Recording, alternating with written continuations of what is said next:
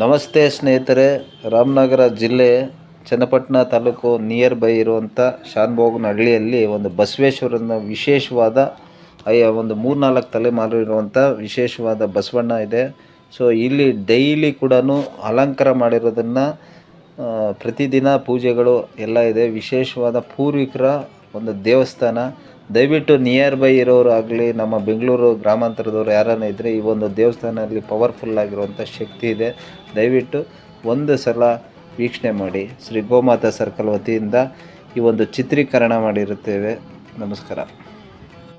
ಈ ಒಂದು ದೇವಾಲಯ ವಿಶೇಷತೆ ಏನಂದರೆ, ಆ ಸ್ವಾಮಿ ಆ ಒಂದು ಅಂಗಳದಲ್ಲೇ ಮಾತ್ರನೇ ಅಂತೆ. ಇದಕ್ಕೆ ಗುಡಿ ಕೂಡ ಇಲ್ಲ, ಮೇಲ್ಛಾವಣಿ ಆ ಒಂದು ಪೂರ್ವಿಕರ ಕಾಲದಿಂದ ಇಲ್ಲದಂಗೆ ಹಿಂಗೆ ಬಂದಿದಂತೆ.